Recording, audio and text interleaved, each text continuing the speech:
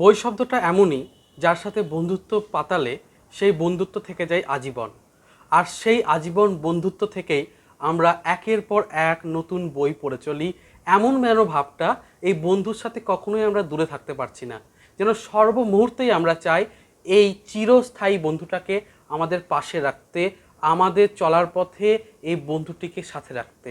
আর সেই ভাবনা থেকেই কিন্তু আমরা একের পর এক নতুন বই কিনে চলি আর পড়তে থাকি মহানন্দে, মহাসুখে।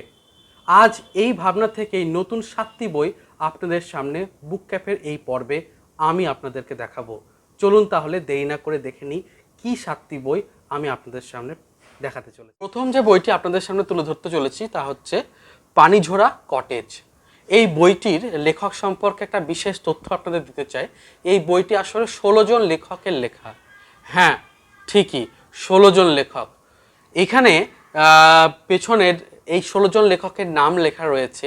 এটি অ্যাকচুয়ালি একটি ভৌতিক উপন্যাস ধর্মী, এবং এই ভৌতিক উপন্যাসে পরপর 16 জন পরপর 16টি অধ্যায় রচনা করেছেন, এবং এই প্রত্যেকটি অধ্যায় এমনভাবে রচিত হয়েছে যে একটি শেষ হচ্ছে, পরেরটি অন্যজন ধরছেন। ঠিক যেমন রিলে রেসের ক্ষেত্রে একজন যখন দৌড়তে শুরু করে, তারপর গিয়ে একটি পয়েন্টে এসে তারপর দ্বিতীয় জন আবার সেখান থেকে ক্যারি ফরওয়ার্ড করে দৌড়তে শুরু করে, কাইন্ড অফ দ্যাট থিং বলা যেতে পারে। যেখানে প্রথম অধ্যায়টি শেষ হচ্ছে, সেখান থেকে দ্বিতীয় অধ্যায় শুরু হচ্ছে, লিখছেন অন্যজন। যেরকম প্রথম অধ্যায়টি লিখেছেন ত্রিদীপ কুমার চট্টোপাধ্যায়, এবং দ্বিতীয় অধ্যায়টি লিখেছেন সৈকত মুখোপাধ্যায়। এরপর সৈকত মুখোপাধ্যায় যেখানে শেষ করছেন, সেখানে ধরছেন হাল জয়দীপ চক্রবর্তী। এভাবে একে একে পরপর 16টি অধ্যায় রয়েছে 16 জন নামজাদা লেখকের। একটা ভৌতিক সমগ্র, যেখানে 16 জনের লেখার ঢং, লেখার স্টাইলকে আমি ধরতে পারবো। তার উপর একটি ভৌতিক উপন্যাস। বাংলায় এরকম প্রচেষ্টা সত্যিই প্রথম, এবং পত্রভারতীর প্রকাশনা। এবং বইটির মুদ্রিত মূল্যও বলে দিই, বইটির মুদ্রিত মূল্য হচ্ছে 250 টাকা মতো। এবং এই বইটা কিন্তু আমার আজকের ভিডিওর প্রথম আনবক্সিংয়ে যদি বলতে চাই, তাহলে এই বইটি। সবকটি বই একটু নেড়ে ঘেটে দেখেছি, তাই জন্যই একটু বলতে পারছি আর কি। চলুন দেখে নিই এবার দ্বিতীয় বই। যে বইটি আপনাদের সামনে তুলে ধরছি সেটা হচ্ছে শশাঙ্ক, প্রথম সূর্য শশাঙ্ক। এই বইটির লেখক নিয়েও একটা বিশেষ বার্তা রয়েছে। এই বইটির 2টি পর্ব রয়েছে। প্রথম পর্ব হচ্ছে শশাঙ্কের উদয় পর্ব, দ্বিতীয় হচ্ছে অস্ত পর্ব। উদয় পর্ব বলতে যেখান থেকে অরিজিন হচ্ছে শশাঙ্কের উৎপত্তি, সেখান থেকে শশাঙ্কের পিক পয়েন্ট পর্যন্ত তুলে ধরা হয়েছে, এবং তারপর কিভাবে শশাঙ্কের সাম্রাজ্য ভাঙতে শুরু করছে সেই জায়গা থেকে এন্ডিং পর্যন্ত অস্ত পর্বে তুলে ধরা হয়েছে।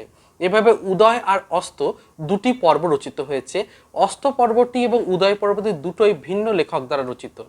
মজার বিষয় এখানেও, প্রথম পর্বটি রচনা করেছেন ত্রিদীপ কুমার চট্টোপাধ্যায়, দ্বিতীয় পর্বটি রচনা করেছেন হিমাদ্রিকেশর দাশগুপ্ত। এই দুইজনই অসাধারণ লেখক, এটা নিয়ে দ্বিতীয় কোনো মত নেই। এবং এখানে এই শশাঙ্ক, অর্থাৎ আমাদের বাংলার সার্বভৌম প্রথম যিনি শাসক, যার নামটা আমরা বাংলার এই গৌড় রাজ্য বা যা সমস্ত নিয়ে আলোচনা করে থাকি, তার জীবনের ওপর একটি ফিকশনাল কাহিনী নিয়ে তৈরি করা হয়েছে। কিছুটা পড়ছিলাম, তৎকালীন যুগের ভাষাকেও ধরার চেষ্টা করা হয়েছে। বইটির কয়েক পৃষ্ঠায় পড়া হয়েছে। বইটি আজকে সকালে এসেছে। আমি চেষ্টা করছি বইটাকে যত সম্ভব তাড়াতাড়ি পড়ে আপনাদের সামনে রিভিউ দেওয়ার। বইটির প্রকাশনী সংস্থা হচ্ছে পত্রভারতী, এবং মুদ্রিত মূল্য হচ্ছে 165 টাকা। চলুন এবার চলে যাই তৃতীয় বইয়ে। আজকের আনবক্সিং পর্বের তৃতীয় যে বইটি সেটি হচ্ছে সৈকত মুখোপাধ্যায়ের কিস্সাওয়ালা। যারা আমার ভিডিও নিয়মিত দেখেন তারা এটা হয়তো জানেন, আমি সৈকত মুখোপাধ্যায়ের একজন খুব ভালো, মানে কি বলবো, অন্ধ ভক্তের মতো। ওনার লেখা মৃতরাজা জাগর থেকে শুরু করে উনি যা যা লিখেছেন চেষ্টা করি বাজারে যা যা পাওয়া যায় সঙ্গে সঙ্গে কালেক্ট করতে আর সেগুলোকে পড়ে দেখতে। আমার ওনার লেখনী খুব সুন্দর লাগে। তো সেই পথে এগিয়ে আমি আজকে কিস্সাওয়ালা এই বইটি বাজার থেকে আমি একটু সংগ্রহ করার চেষ্টা করেছি, এবং এই বইটি সম্পর্কে আমার একেবারেই ধারণা নেই বলতে গেলেই চলে। দ্য ক্যাফে টেবিল প্রকাশিত এই বইটিতে মোট 20টি গল্প রয়েছে, এবং 20টি ভিন্ন স্বাদের গল্প রয়েছে, এটুকুই জানতে পেরেছি। বইটা পড়া শুরু করব হয়তো কিছুদিনের মধ্যেই, এবং কিছুদিনের মধ্যেই আনবক্সিং এই রিভিউ আপনাদের সামনে দিয়ে দেবো। বইটির মুদ্রিত মূল্য যদি আমি বলি তাহলে সেটা হচ্ছে 375 টাকা মতো। তো চলুন দেখে নিই এবার পরের বই। পরের যে বইটি আপনাদের সামনে হাজির করতে চলেছি আমার খুব প্রিয় গল্প হয়ে উঠেছে বইটিতে। এটি গল্প বলবো না, নন ফিকশন ধর্মী, জেনারেলি বিভিন্ন তথ্যগুলোকে নিয়ে তৈরি করা হয়েছে কৌশিক মজুমদারের মগজাস্ত্র। এই বইটির স্পেশাল একটি বৈশিষ্ট্য হলো যেখানে শুধুমাত্র যে জেনারেল নলেজের বই লেখা থাকলেও এখানে কিন্তু জেনারেল নলেজের বই হিসাবে আমি কিন্তু ধরতে পারিনি, কারণ আমি যেটুকু পড়েছি বইটি আসার পর এই কিছু ঘন্টার মধ্যে, তাতে দেখেছি এই বইয়ে যে সমস্ত চ্যাপ্টারগুলো দেওয়া আছে সেখানে যেমন সিধুজাঠা ফেলুদা থেকে শুরু করা হয়েছে তেমন ব্যোমকেশ নিয়েও বলা হয়েছে, এবং বেশ কিছু অংশ আমি একটু বলছি। প্রথম চ্যাপ্টারটি রয়েছে আবিষ্কারক নিয়ে, মানে যে সমস্ত আবিষ্কারগুলো আজ পর্যন্ত ঘটেছে তাদের প্রত্যেকের সম্পর্কে আমাদের কিছু ভুলভ্রান্তি ধারণা রয়েছে, সেইগুলোকে এখানে ক্লিন করে বলা হয়েছে এবং অরিজিনগুলো আস্তে আস্তে খুব সুন্দরভাবে দেখানো হয়েছে। দ্বিতীয় হচ্ছে বিজ্ঞানের জানা অজানা, বিভিন্ন জানা অজানা তথ্য নিয়ে তো দেওয়া রয়েছে, তাছাড়া এমন কিছু তথ্য রয়েছে বেশ ভালো লেগেছে। এই দুটি অংশই আমার আপাতত পড়া হয়েছে, আনবক্সিং যেহেতু ভিডিও তাই বুঝতেই পারছেন যে একেবারে নতুন বই আপনাদের সামনে তুলে ধরছি। এরপরে সাহিত্যের আনাচ কানাচ এই অংশেই রয়েছে এই ফেলুমিত্তির এবং ব্যোমকেশ বক্সীর অসাধারণ কিছু মজার মজার তথ্য, যেগুলো কৌশিক মজুমদার তার এই সুন্দর লেখনীতে তুলে ধরেছেন। এছাড়া ঐতিহাসিক ঠিক ভুল বলেও একটি চ্যাপ্টার রয়েছে, দেখছিলাম বেশ কিছু ইন্টারেস্টিং তথ্য রয়েছে। কিছু কিছু বিজ্ঞানীরা তার ভুলের মাধ্যমেই হঠাৎ করে আবিষ্কার করে ফেলেছিলেন কিছু নতুন জিনিসপত্র, সেই নিয়ে এখানে তুলে ধরা হয়েছে। এছাড়া ভূগোল বিষয়েও কিছু কথা রয়েছে, প্রাণী জগতের হাল হকিকত, বিখ্যাত সব দিনের কথা, খেলাধুলার গল্পগাছা, এরকম বিভিন্ন ছোট ছোট সাব হেডিং দিয়ে এখানে বিভিন্ন তথ্যগুলোকে তুলে ধরা হয়েছে। মূলত নন ফিকশন ধর্মী এই বইটি আমার কাছে একান্তই প্রিয় হয়ে উঠেছে 2-3টি চ্যাপ্টার পড়ার পরেই। কৌশিক মজুমদার জেনারেলি এই ধরনেরই বই লেখেন, যেরকম উনি লিখেছেন হোমসনামা, এছাড়া জেমস বন্ডকে নিয়েও তিনি লিখেছেন। এছাড়া এরকম অনেক তথ্যযুক্ত তিনি বই লিখতে পছন্দ করেন, আর ওনার লেখনী এত সুন্দর, আমি সত্যি এই বইটি আমার প্রথম পড়তে চলেছি বা একটু পড়া হচ্ছে, আমার বেশ কিন্তু মজার লাগছে, প্রচুর কিছু জানতে পারছি। যারা একটু বিজ্ঞান বিষয়ে আগ্রহী বা যারা এই ধরনের বই পড়তে ভালোবাসে তাদের জন্য কিন্তু এই বইটা খুব ভালো। বইটির মুদ্রিত মূল্য বলে দিই, বইটির বুক ফার্ম থেকে প্রকাশিত এবং মুদ্রিত মূল্য হচ্ছে 280 টাকা মতো। তো চলুন দেখে নিই এবার পরের বইটি। পরের যে বইটি আপনাদের সামনে তুলে ধরছি সেটা হচ্ছে সৌরভ মুখোপাধ্যায়ের লেখা গোল গল্প চৌকো গল্প। এই বইটি নিয়েও আমার ধারণা কম, তবে আমার লেখকের প্রতি বিশ্বাস আছে, কারণ এই সৌরভ মুখোপাধ্যায়েরই আমি একটি বই কিছুদিন আগেই পড়ে উঠেছি, যে বইটি হচ্ছে এই বইটি কবিরাজ দাদুর ডায়েরি, এবং এনারই লেখা ক্যাপ্টেন থমসনের গুপ্তধনও পড়েছি।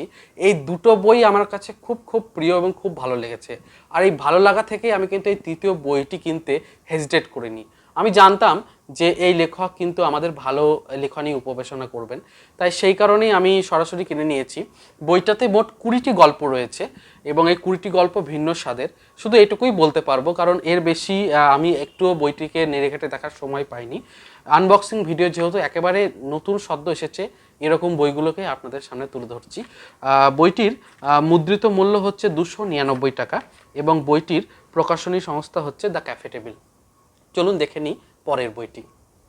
পরের বইটি আপনাদের যেটি সামনে তুলে ধরতে চলেছি সেটি হচ্ছে সমিতা দাস দাশগুপ্তের লেখা ছায়া জগতের গল্প।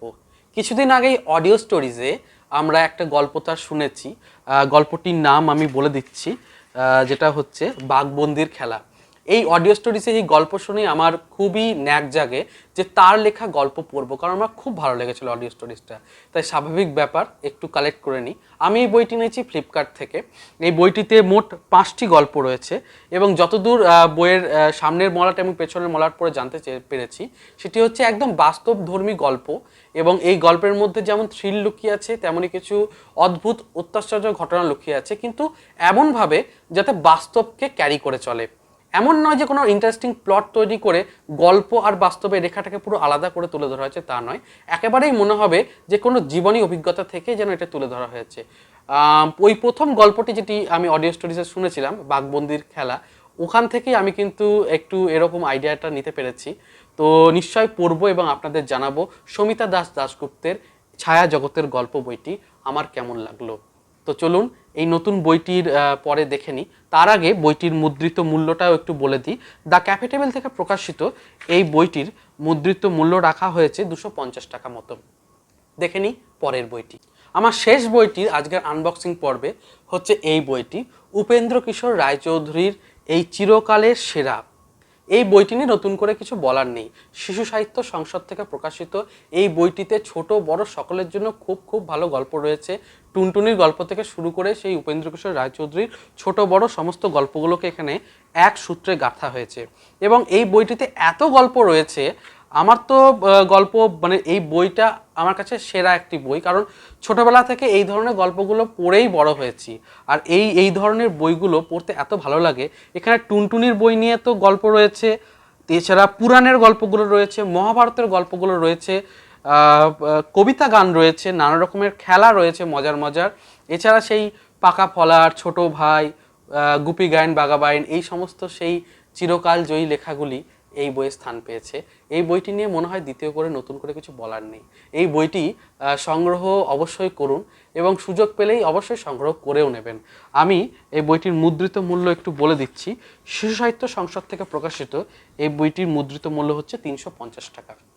তো এই ছিল আমার মোট 7টি আজকে আনবক্সিং পর্বে বই, এবং চেষ্টা করলাম এই 7টি বইয়ের সাথে আপনাদের পরিচিতি ঘটাতে। বইগুলি কেমন লাগলো নিচে অবশ্যই কমেন্ট সেকশনে জানাবেন, এবং নতুন কি সাজেশান আপনাদের অবশ্যই কমেন্ট সেকশনে লিখে জানাবেন। বড্ড সুবিধা হয় আমার তাতে, কারণ আমি জানতে পারি আপনারা কি চাইছেন। চলুন তাহলে আজকে আপাতত এই পর্যন্তই। দেখা হচ্ছে পরের ভিডিওতে। ভালো থাকুন, সুস্থ থাকুন আর বই পড়তে থাকুন।